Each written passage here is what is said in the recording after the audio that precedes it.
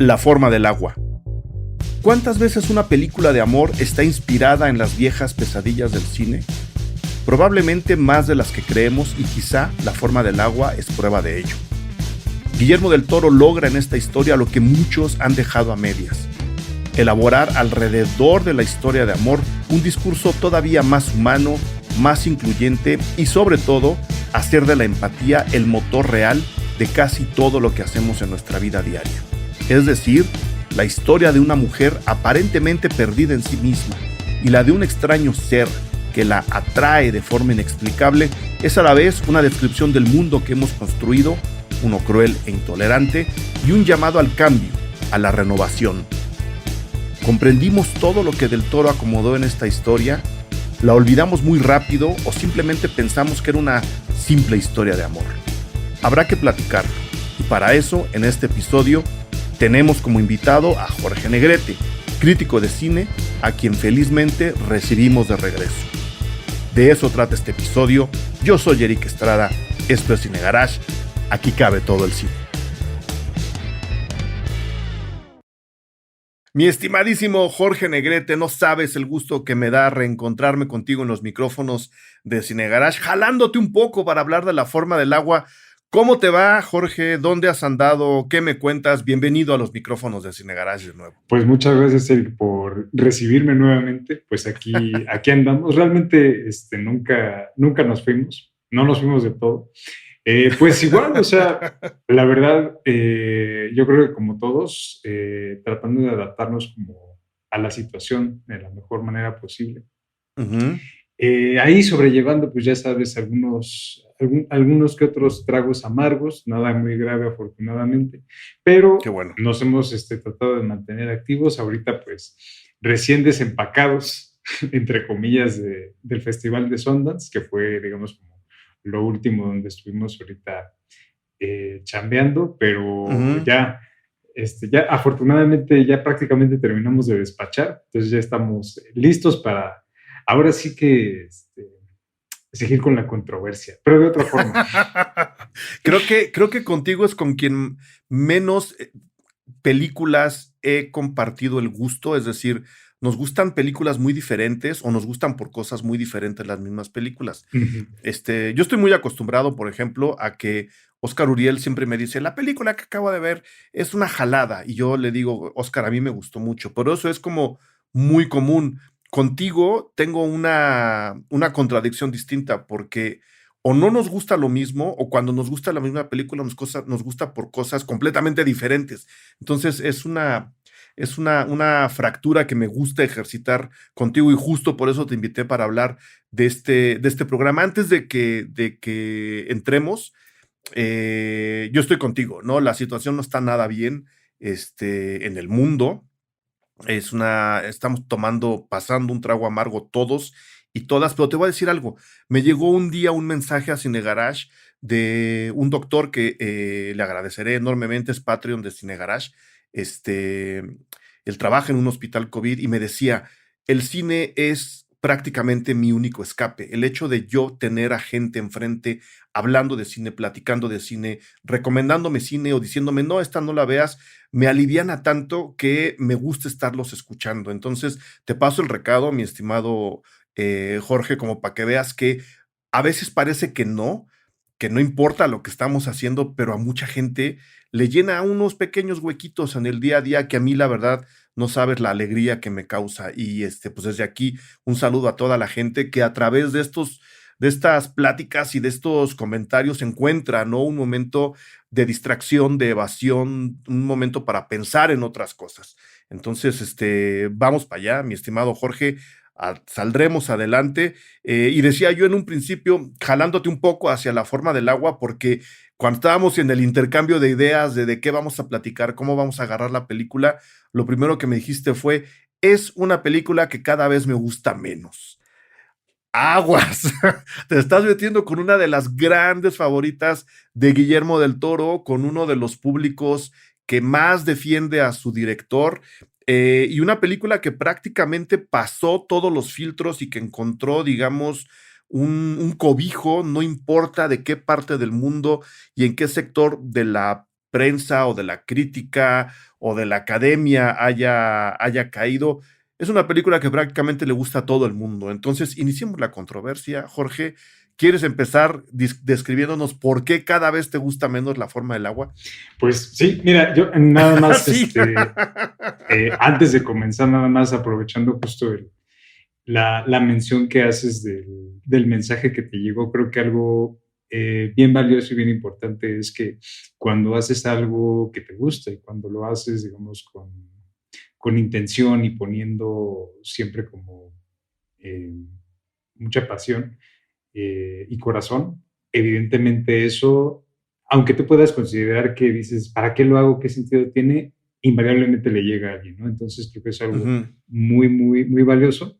Y pues ahora sí que abriendo. Abriendo el paréntesis, nada más voy a dar el nombre. Ya estamos hablando del doctor Oscar González Ramella. Él fue el que me mandó el mensaje. Él es Patreon de Cine Garage. Ahí está ya la mención. Un saludo, doctor. Ahora sí, vámonos contra la forma del agua. Yo la volví a ver, no voy a dar mi opinión todavía. Quiero escuchar la tuya, así como para abrir boca. Pues, como te decía, y abriendo hostilidades. Digo, evidentemente no es nada contra Guillermo del Toro. O sea, realmente creo que todos estamos súper familiarizados con la figura mediática de Guillermo del Toro, con lo que es, con lo que representa en el cine mexicano.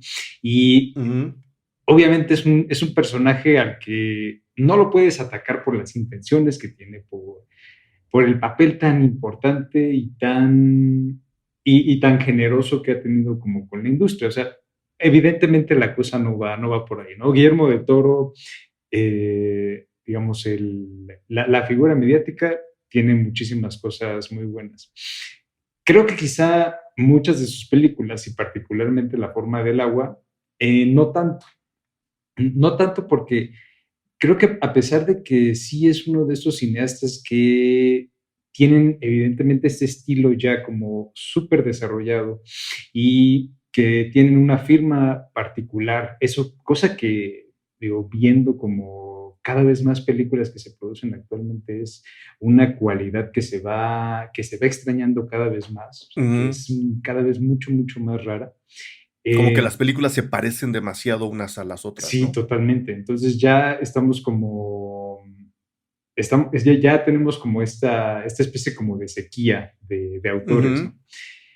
Pero por otro lado, digamos, esos autores que tenemos, de repente pareciera que se recargan mucho como en ciertos tropos, en ciertos temas, y se descuidan mucho otras cosas. Que siento que es lo que pasa aquí en La forma del agua, que evidentemente es una película que tiene muchísimas cosas que siempre le han interesado a Guillermo del Toro.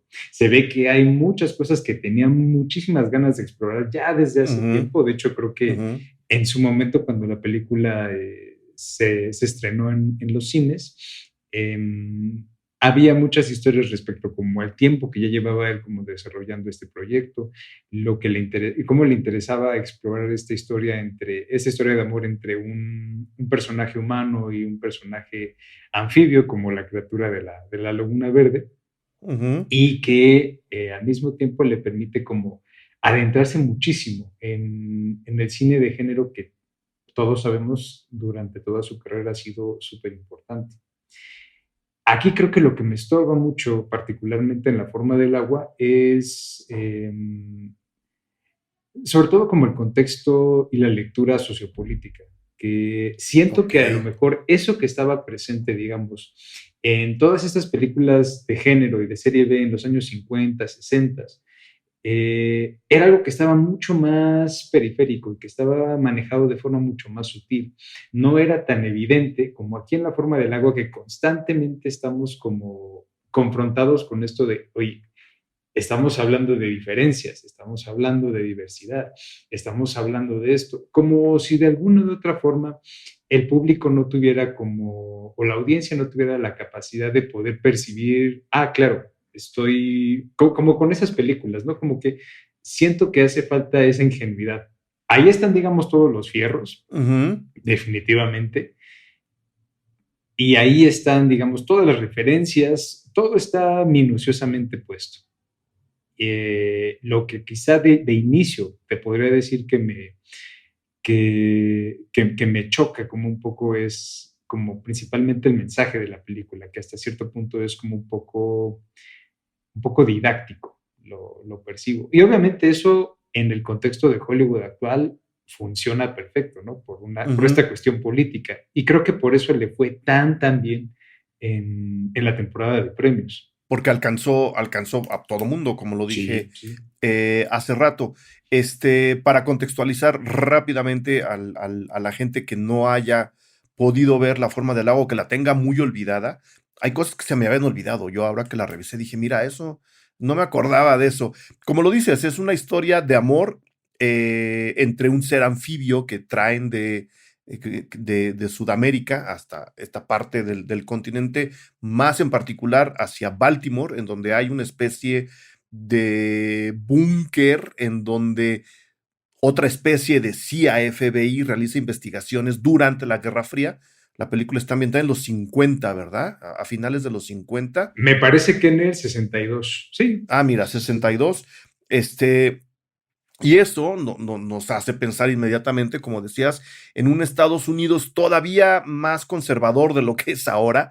Yo no sé en qué momento la gente piensa que Estados Unidos es liberal, siempre ha sido muy conservador, pero en los años 60 era todavía más conservador, ¿no? Entonces, pues bueno, nuestro personaje femenino es una chica de intendencia que trabaja en este centro de investigación, casi de lo sobrenatural, ¿no? Como tratando de encontrar al soldado perfecto, que era una de las motivaciones de las agencias de espionaje en la Guerra Fría, y creen que este ser les va a servir, en consecuencia lo traen para acá. Este ser y nuestra chica de intendencia, que es Sally Hawkins, que para mí es lo mejor de la película, se enamoran.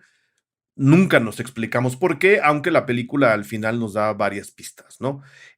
Y alrededor de eso conocemos, como dices, muchas inquietudes, no solo de Guillermo del Toro, sino yo creo, tomando en cuenta que la película tiene que 4 años, mucho de lo que ahora se debate tan acaloradamente en prácticamente todos los medios de comunicación, incluyendo las redes sociales, ¿no? La inclusión, la tolerancia, ¿no? Pelear contra la homofobia, contra el machismo. Como dices, están puestos todos estos temas alrededor de esta historia de amor. Mi pregunta entonces sería, Jorge, ¿tú crees que hay mucha medición milimétrica, tal cual como lo dijiste, y poca alma, o hay, como dices, falta de ingenuidad de parte de quien nos está contando la historia, que en este caso es pues nada menos que Guillermo del Toro, que ahora te, ahora te doy bien el dato, hizo el guión, Ujú. ahora no lo hizo solo, ¿no? Lo hizo Lo coescribió. con Vanessa Taylor. Ujú. ¿Tú crees que hay falta de ingenuidad o crees que hay falta de alma en la película, que de repente es todavía más fría de lo que la fotografía ya nos lo está planteando? Porque la foto tiene sus asegúnes también. Sí, sí, sí.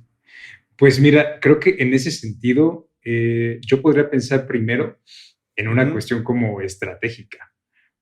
Eh, pensando en que cómo, para llevar una película de este tamaño y con esta visión, digamos, como tan personal y tan particular, y con obviamente muchas escenas y cosas ahí que pudieran ser como banderitas rojas para para muchísimas cabezas de estudio, como sexo con el anfibio, bandera sí. roja. Ajá, Masturbación. masturbación, y además, además masturbación femenina, hiper bandera roja, Sí, ¿no? sí, y no Este, una, por lo menos dos no, veces en la película.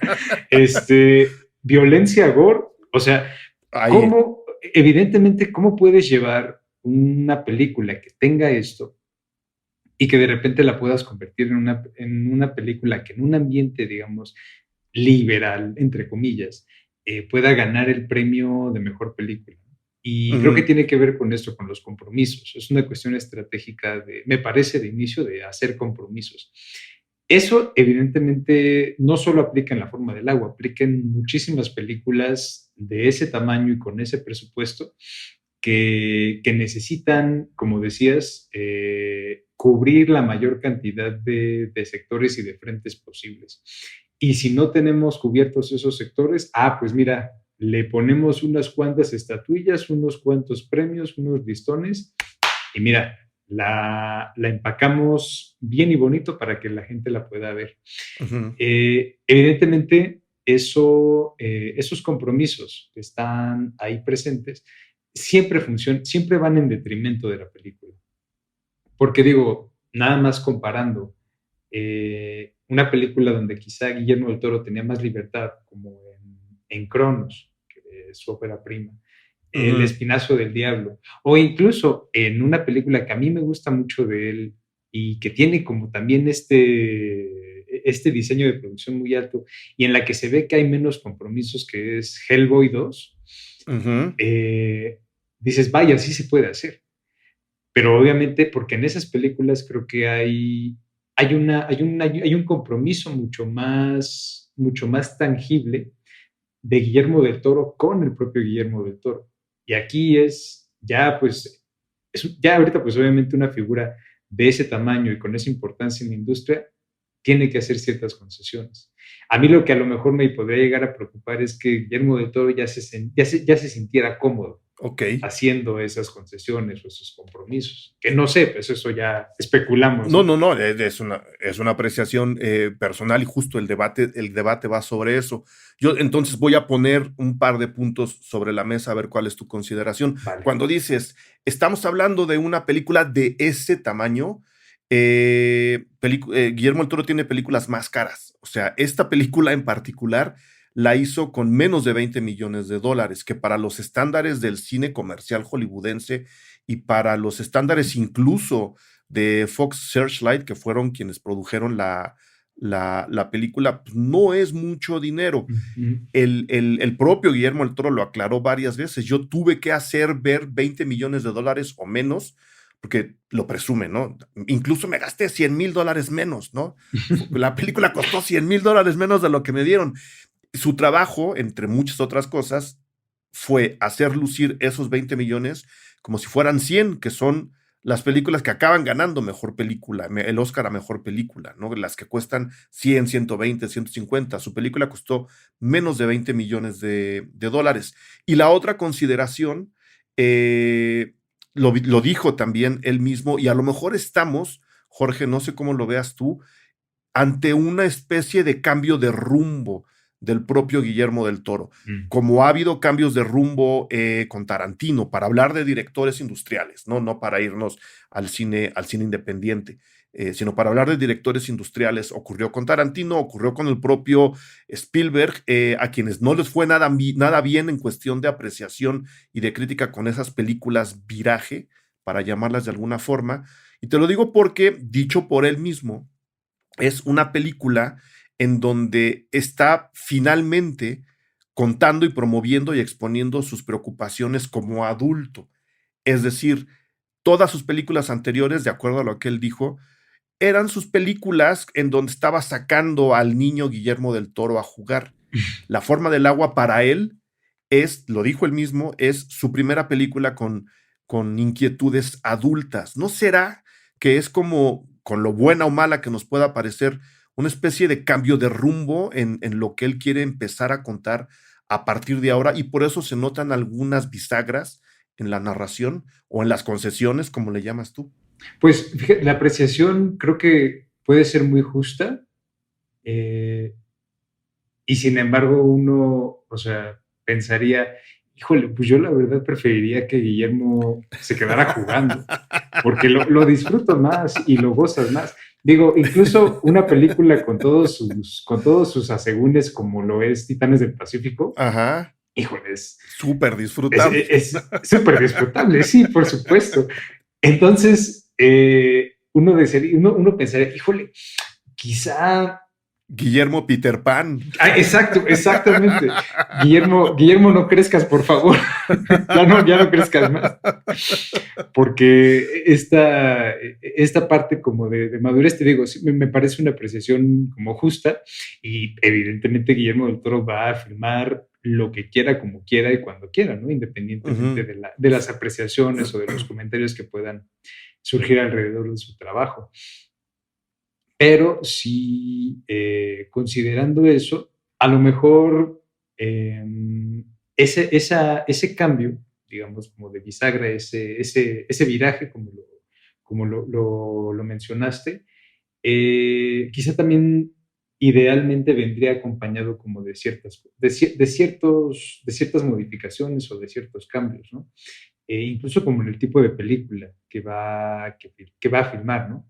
A lo mejor yendo como en sintonía con este viraje, creo que sería muy, muy rico verlo como abordando quizá otros géneros o Ujú. incorporando cosas que a él le interesan a otros géneros, ¿no?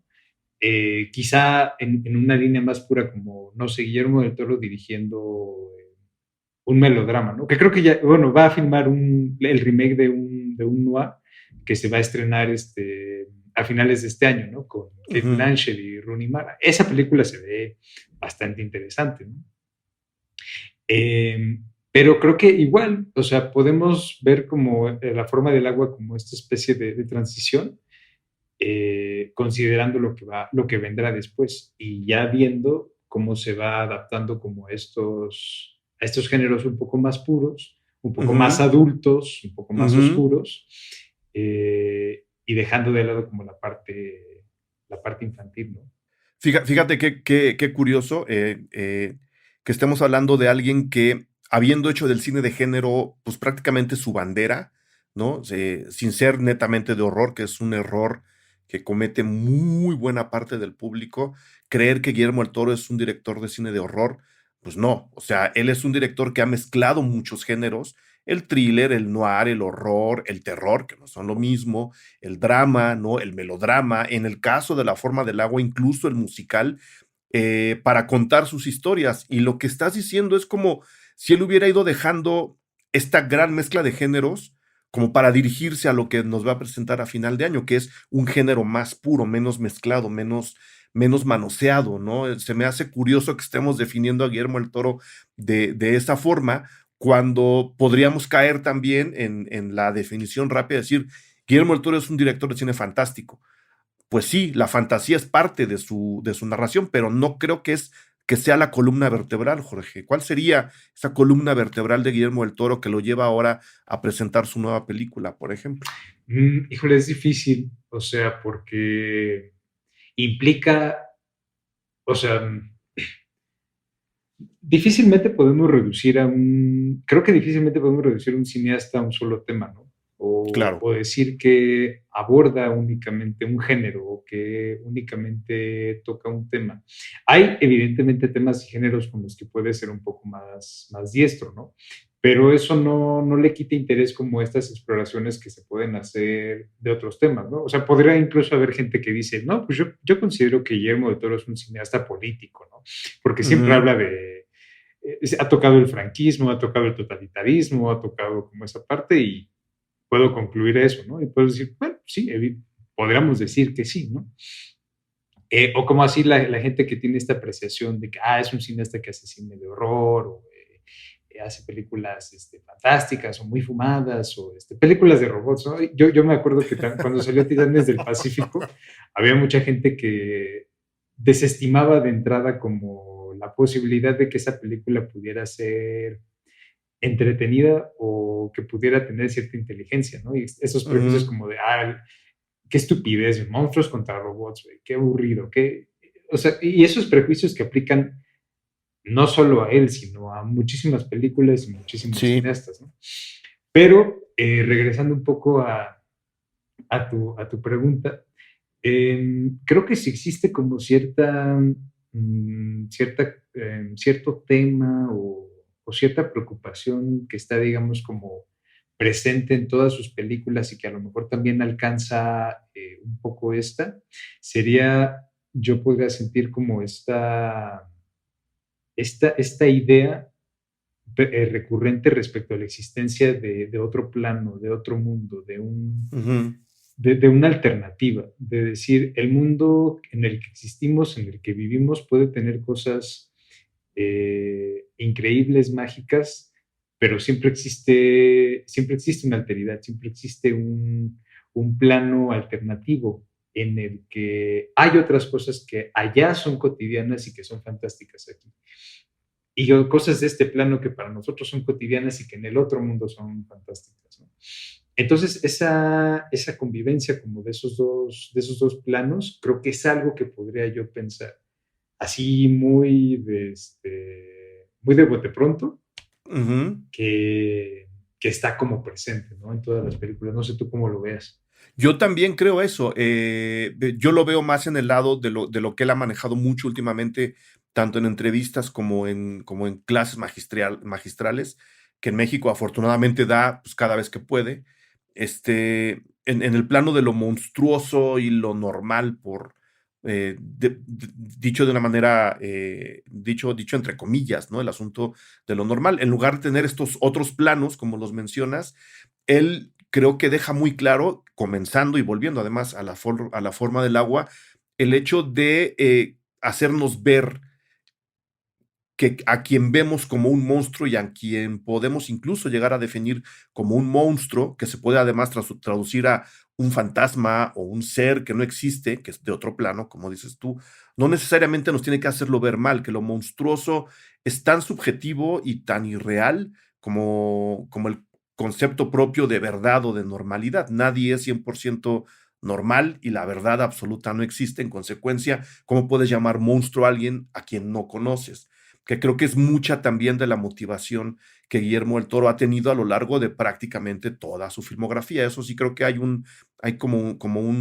una guía que nos va llevando de una película a la otra, que creo es como una apreciación muy, muy cercana a la que tú estás diciendo, ¿no? En este plano hay cosas buenas, del otro lado también hay cosas buenas, en el otro plano hay cosas que se corresponden o que son fantásticas allá y acá son vistas como normales y viceversa. Creo que ese juego nos lleva a conocer a un director que por lo menos, o a un narrador, para no centrarnos nada más en la historia del Ujú. director, porque Guillermo del Toro, antes que muchas cosas, es narrador, que nos quiere dar la oportunidad de tomar muchas perspectivas. Y justo ahí es donde yo encuentro muchos de los aciertos de la forma del agua, ¿no? Que siendo un personaje central claro y definido, como es el de Elisa, esta chica que, repito, trabaja en intendencia en este centro rarísimo que aparece ahí, que y al final ni tan raro, ¿no? O sea, quitándole el maquillaje es cualquier centro policial de la Stasi, por ejemplo, ¿no?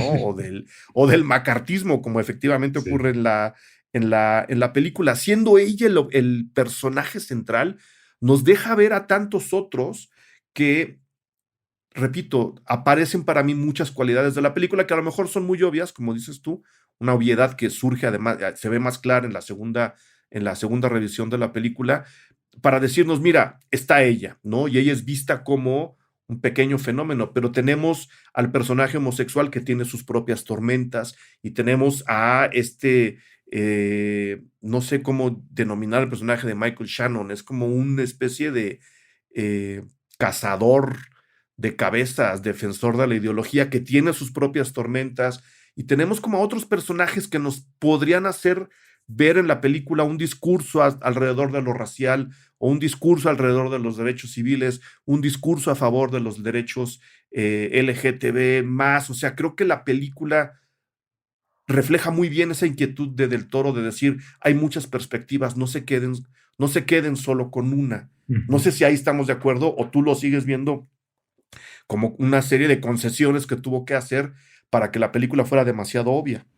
No, definitivamente, o sea, existe dentro de este discurso que va siendo presente en prácticamente toda la filmografía del Toro. Eh, Aquí la cuestión es que, digamos, quizá por el contexto en el que se desarrolla la película, sí tiene más, evidentemente, como este aire como de, aquí tenemos chance de meter un mensaje como de inclusión Ok. y y de tener como esta perspectiva de integrar, ¿no? Eh, Incluso algo como tan ajeno como lo podría ser la criatura, ¿no? Que tienen ahí en, resguardada ahí en el tanque.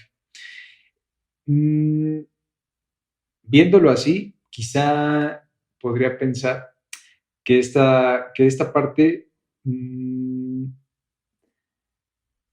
digo, creo que lo que lo podría hacer ver como una concesión tiene que ver con el planteamiento que hace la película, con la forma en la que lo presenta, no tanto con el hecho de que sea así, pero creo que hay momentos que son particularmente enfáticos en señalar como esta parte de alteridad, ¿no? En señalar que Ujú, son diferentes. Y eso ya es, digamos, desde la caracterización de cada uno de los personajes, ¿no? Y que esta caracterización es muy estereotipada y está tan estilizada que de repente, digo, entiendes que quizá lleva como cierta consonancia con, pues es como un cuento de hadas contemporáneo, ujú. entonces los personajes son como arquetípicos y podríamos como tomar y decir, órale, va. O sea, por ese lado te la compro, ¿no? La Como, bronca no es esa. sí, sí, sí. La bronca tiene que ver con, ok, ya me quedó claro que son arquetipos, ya tiene que ver con esta parte como reiterativa. Ujú, Y creo que en ese sentido, sí estamos de acuerdo, creo que quien entiende mejor como esta parte es Sally Hawkins, porque Sally Hawkins es una actriz que es mucho, mucho más inteligente y sensible. Y creo que en muchos sentidos se entiende mejor el personaje de lo que Guillermo del Toro podría pensar o de lo que a lo mejor ujú. Guillermo del Toro podría acomodarle. Y eso me gusta que haya estos actores que son como rebeldes Sí. y que esa rebeldía es como trabaja en función de la película y no en oposición a ella.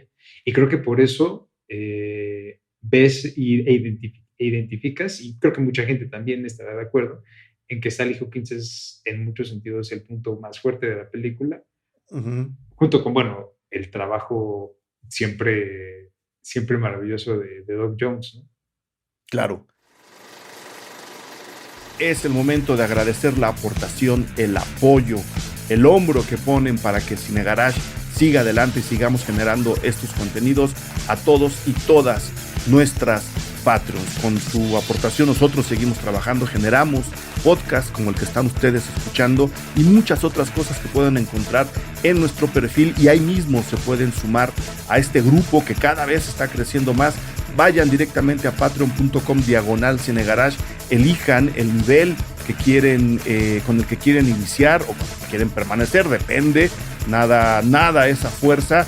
Entren a esta comunidad y sobre todo disfruten no solo del contenido exclusivo que ahí generamos para todos y para todas ustedes, sino de muchas recompensas que han ido apareciendo a lo largo de este último año y que lo seguirán haciendo a partir de este momento. Por el momento vamos a dar gracias y crédito por su aportación y por su apoyo a Daniela S. Becerril, Ricardo Ortega, César Hernández, Catherine Black, A. Rosas, Vero Cardoso, Alejandro de la Cruz, Jair Alejandro Arevalo Zárate, Sergio Olavarrieta, Tania Ortiz, Enrique Figueroa Anaya y Alex Otaola. Mil gracias a todos y a todas.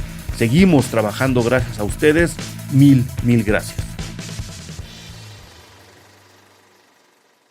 Tenemos un punto en común, mi estimado Jorge. Sally Hawkins es lo mejor que tiene la película. Alrededor de ella giran, más allá de la historia, yo creo que gira el poder de los otros personajes. Para tratar de definir un poco más los tropiezos que le ves y que yo, la verdad, en la revisión que hice de la película también empecé como a resentir. La primera vez me dejé llevar, ¿no? Me abrió todo el campo y dije, justo lo que acabas de decir, es una película que está contada como un cuento de hadas en un contexto que normalmente no es el de los cuentos de hadas, como la Guerra Fría, órale, va.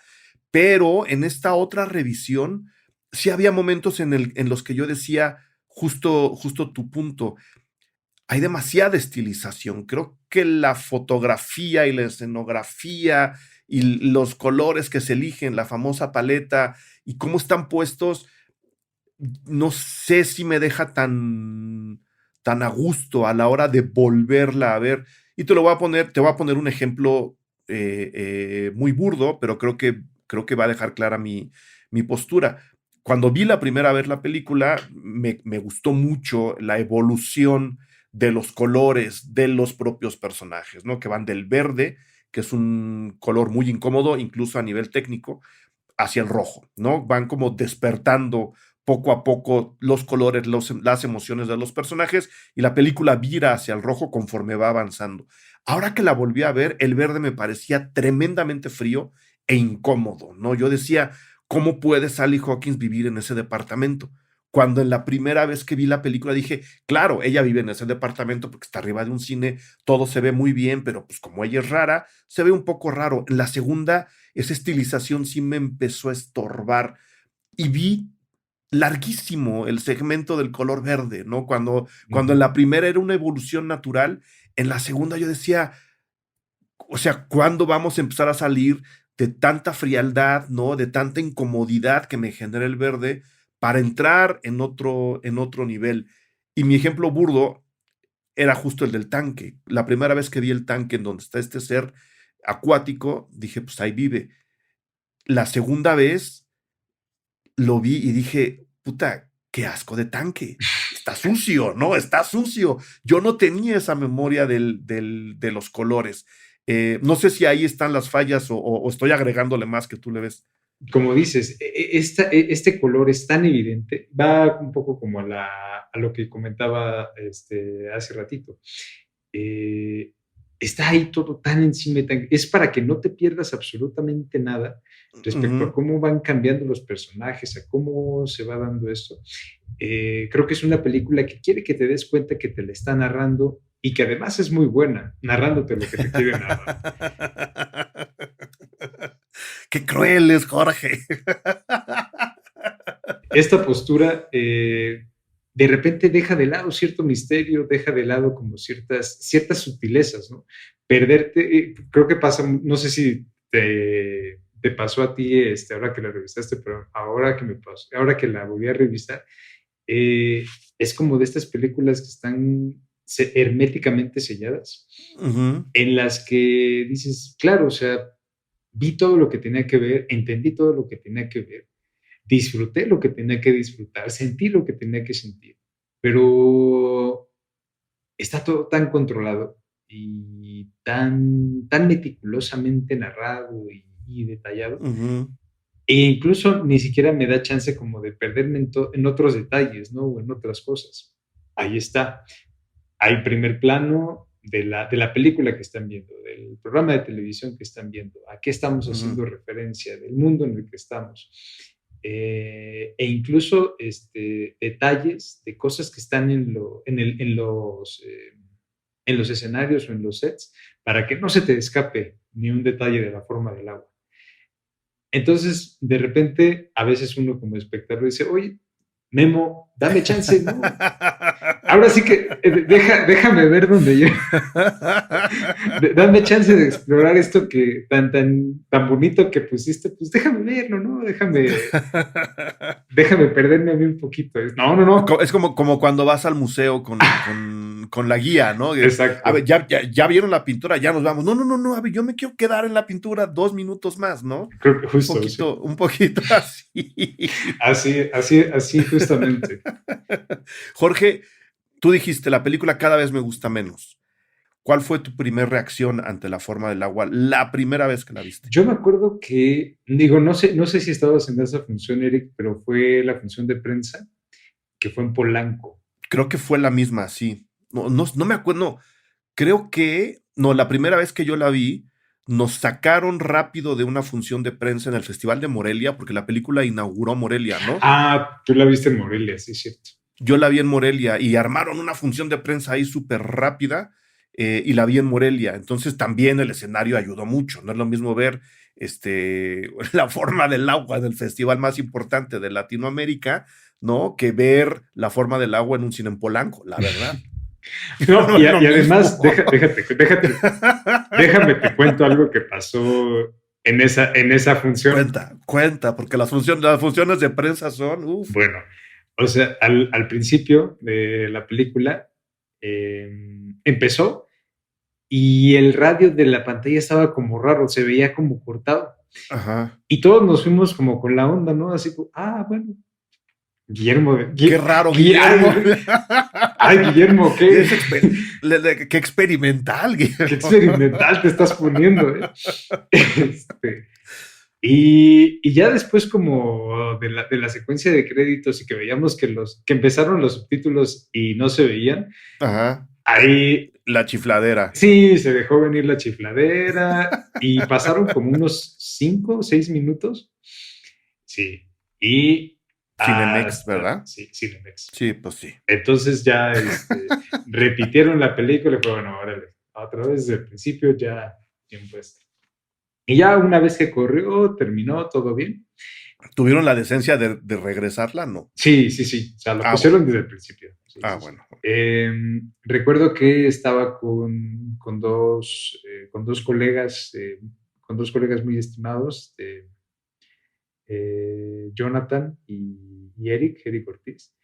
Y salimos y discutimos, no, sí, la película bien, no, todo bien, la verdad que sí, muchas cosas muy bien llevadas, como que está muy bien equilibrado, muy bien balanceado, como todo, o sea, como dices, la película deja Equilibrada. exacto, esta primera sensación como de todo está ahí, todo está bien y todo funciona, ¿no? Porque, te digo, es la pericia de un narrador experimentado que Ujú.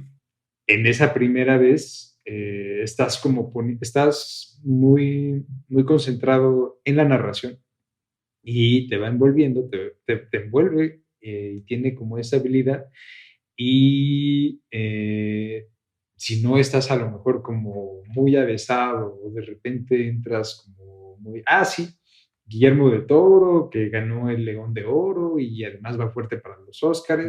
Venía de ganar Venecia, claro. Sí, entonces tienes como todos estos antecedentes que ya más o menos como que prefiguran cierta reacción a la película, ¿no? Es como de esta película tiene que gustarte, porque Ujú. además es de Guillermo del Toro. Entonces, Guillermo del Toro es importantísimo aquí en México, ¿no?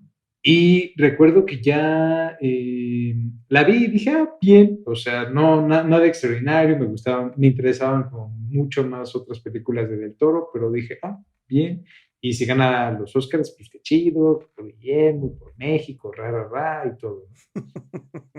Y poco después, cuando ya sabes que siempre cuando una película está en los Oscars, políticamente también viene una avalancha como de Sí. objeciones, ¿no? De que, no está tan buena y está ese término de sobrevalorada que a mí en lo personal me cuesta como mucho, mucho trabajo asimilarlo, ¿no? Te entiendo. Porque tiene que ver con una apreciación personal. Es como, Ujú. ¿por qué no todos los demás ven las cosas como yo? Sí. O sea, perdón, Pues ¿no? porque no se puede Porque jamás no, en la vida. exactamente, porque no se puede, amigo. Entonces, viene como todo este alud, digamos, como de contrarreacciones a la película. No, no es tan buena, no es tan tal. Y dije, bueno, como en este ejercicio de, pues estás en el rush de la temporada de premios y dices, bueno, vamos a verla, ¿no? Y la volví a ver y justo como empecé a notar como estas cosas y dije, sí, o sea, creo que hay ahí como muchas cosas que no había notado y que no es porque no estuvieran en la película, sino que tienen que ver en cómo se está llevando la película Claro. y además como en todo lo que ya está, digamos, alrededor de la misma. Y cuando me la mencionaste fue como, la forma del Vamos agua. a darle. Sí, sí, sí. Y ya la revisé para esta emisión y reafirmé muchas, o sea, curiosamente, ¿sabes qué me pasó? Que yo me acordaba de muchas más cosas de las que yo hubiera querido acordarme, Como que, o sea, de toda la película, prácticamente como claro. de, sí, A, B, C, D, A, B, o sea, toda la secuencia que lleva como la película, ¿no? No hubo sorpresas, no hubo como descubrimientos. Ujú. Es lo que te decía hace ratito. Está herméticamente Claro. sellada. La viste una vez y con una vez es más que suficiente. ¿Entendiste el mensaje? más que suficiente. Y fuera de eso, Jorge, valores que sí habría que rescatar de la película, más allá del discurso, ¿no? Que lo dejamos ya muy claro, Guillermo siempre ha tenido esos discursos y se le agradece porque hay mucha gente joven viendo sus películas, entonces, qué mejor que la gente que está revisando sus películas y que todavía puede aprender, entienda lo que es la inclusión, lo que es voltear a ver al otro, lo que es voltear a ver al diferente, lo que es tratar de empatizar más allá del nivel superficial al que estamos acostumbrados. Creo que ese discurso, como está en todas sus películas, eh, no habría que discutirlo a menos que tú quieras en un programa sobre la forma del agua. Más allá de eso, algunos valores que sí rescatarías de la película, tomando en cuenta que, como dices, está herméticamente sellada y probablemente no habrá más interpretaciones de las que podemos tener ahora, a menos que en 20 años se le revise y el mundo haya cambiado tanto que la película adquiere una nueva dimensión, que es otra probabilidad, ¿no? Que la película, por alguna razón, encaja tan bien en esta época que habrá que darle un espacio de 30 años para ver cómo encaja en otra época y qué mundo va a reflejarle a la gente que empiece a ver cine dentro de 30 años. ¿Qué valores sí rescatarías de la película, incluidos los técnicos, si quieres? Sí, no, creo que lo que dices es muy cierto respecto como a la forma en la que el tiempo modifica nuestras percepciones y nuestras apreciaciones, ¿no? Que quizá a lo mejor en 30 años o en 20 o en menos, estas objeciones que hoy pongo se pueden convertir en Ujú. virtudes, quizá para mí o quizá para otra persona. Para alguien más, sí. Exacto, entonces creo que eso es algo muy, muy bello como del cine y del arte en general, que esto puede ir como cambiando en el tiempo. Y en ese sentido, digo, creo que una de las virtudes o de las cosas que más me gustan de la película y de esta película en particular es como el rescate que hace como de cierto, de una tradición del cine norteamericano que en más de un sentido está como muy olvidada. Por ejemplo, cuando ponen en el cine la película de la historia de Ruth, que de Henry Koster, que es uno de estos cineastas que más que autores eran artesanos, y como Henry Hathaway, como el mismo King Vidor, o sea, cineastas como de ese estirpe que trabajaban en la industria, cuando la industria era así una cosa Ujú. poderosísima, incluso con un poder más, relativamente más grande que a lo mejor el que tiene hoy, porque hoy ese poder como que Está difuminado, este, ¿no? está un poquito como difuminado, se pelean ahí con otras facciones por eso. Eh, Creo que hay como una tradición ahí como de esta parte como artesanal que Guillermo del Toro le interesa mucho y que rescata mucho. Y se percibe en muchos detalles como de la película, sobre todo como en cuestión de dirección de arte, ¿no? Como su timer para medir cuándo esté el huevo Claro. ya hervido, su calzador que Ujú. tiene, no creo que, Es un cepillo, ¿no? De zapatos. un cepillo, el cepillo de zapatos, cierto, perdón.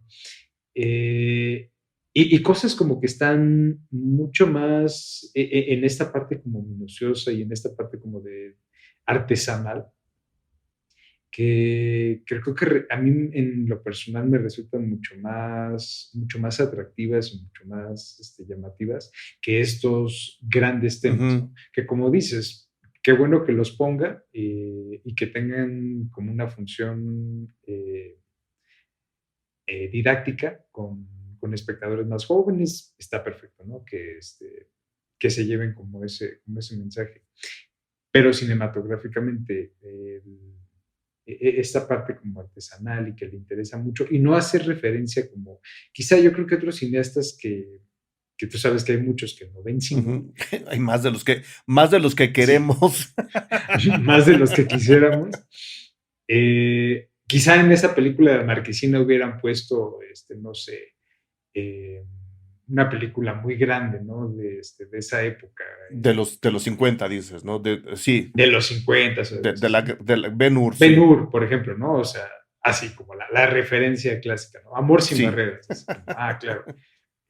Y no, o sea, Guillermo del Toro va mucho más profundo en ese sentido, en las referencias que le interesan. Entonces, es como también esa pequeña fuguita que Ujú, dice, oye, aquí hay como muchísimas cosas que no hemos explorado, que no se han tocado, que no se han visto ujú.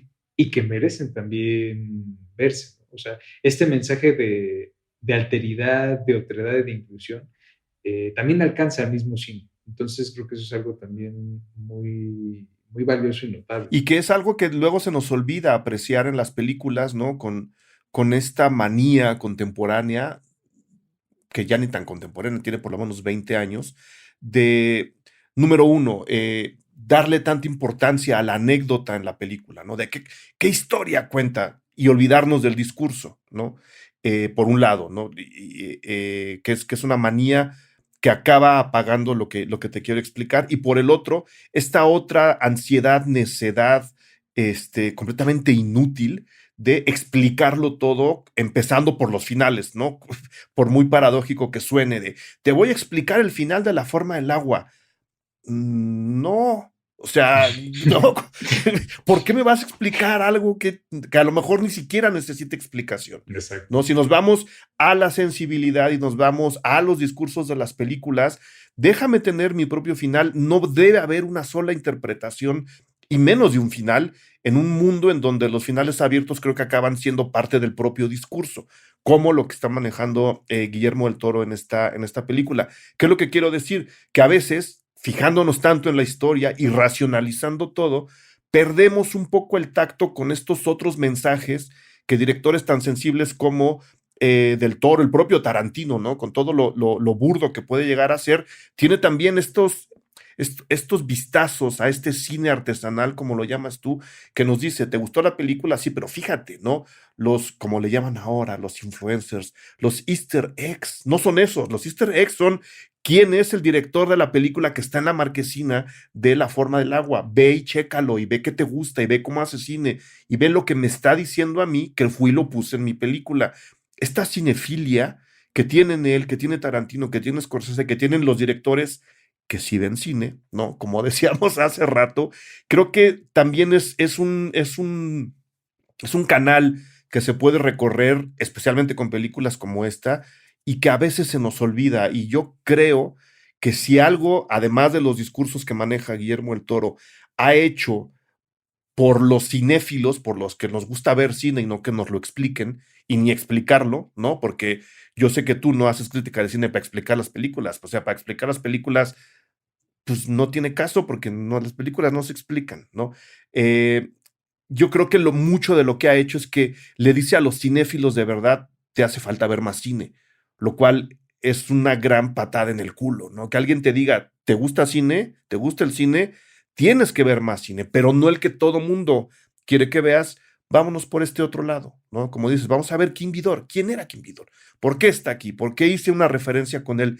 Y creo que ese amor por la cinefilia y la cinefilia misma de Del Toro es una de las grandes herencias que le está dejando de nuevo a nuevas generaciones y en particular a la gente que se hace fan de películas como La forma del agua, que dicho por el propio Roberto Fiesco en la entrevista que le hizo a Guillermo del Toro en Morelia, para mí la única que valió la pena de todo ese larguísimo junket. Sí, la única, lo repito, en todo ese junket en Morelia, solo una entrevista valió la pena y es la que le hizo Roberto Fiesco. Bueno, es que sabemos que Roberto es un gran entrevistador. Para empezar, ¿no? Y en Sí. 6 minutos, ¿eh? No, no, no, tampoco es que le hayan dado media hora. Y él lo dijo, Guillermo, tu cinefilia está presente en la película. Y Guillermo el Toro dijo, claro, a mí me gusta ver cine. ¿No? Y creo que ese es un camino que podemos empezar a retomar ahora, si es que de verdad te gusta Guillermo el Toro, ver qué películas está viendo y tratar de volverlas a ver, especialmente ahora que están tan cerca casi todas, ¿no? Creo que el gran canto de amor de la película, más allá de la historia que cuenta, es el del mismo a la cinefilia en general, a los detallitos que te va dando, ¿no? En día a día, con otras películas que ves, otras que te faltan de ver. No sé si estés de acuerdo. No, definitivamente. Creo que en ese sentido, creo que algo bien importante es entender que esas referencias no están ahí para explicar la película, para darle sentido a algo, y tampoco están como un mero adorno, sino que entran, como mencionabas, dentro de una concepción general de las cosas. Tiene como esta integración mucho más holística, o sea, Guillermo del Toro también está diciendo, me gusta mucho el cine, y puse estas películas no porque tengan una relación o una conexión explícita con la película, sino porque como si te gusta el cine, pues tienes que seguir viendo cine. Claro. Independientemente de qué tanto sientas que has visto, porque a lo mejor puedes decir, nah, hombre, yo ya me las sé de pie a mano, ya las vi todas. O sea, sí, no me ganas. Y es como de, no, es que espérate, hay tantas, y hay tanto que no hemos visto, y hay tanto que no hemos explorado, que los caminos para seguir ahí son tan vastos, que es como estos cineastas ponen, aunque aquí humildemente está como el que yo propongo, el mío, y no es el definitivo, sino es uno de tantos. No, es un punto de partida, ¿no? Sí. Porque vamos a decirlo, lo voy a decir yo para variar, que soy un lépero, está el otro lado, ¿no? La gente que ve películas, no es lo mismo ver cine que revisar películas. No es lo mismo. Y Guillermo del Toro nos está invitando a ver cine, no a revisar películas. Ahí se las dejo. Jorge Negrete, mil gracias por haber venido al episodio dedicado a la forma del agua en Cine Garage. ¿Dónde te encuentra la gente? Redes sociales, programas de radio, foros internacionales, giras artísticas, conferencias. ¿En qué tantas cosas andas? Pues vamos a ver más fechas en el auditorio, ¿no es cierto? No, pues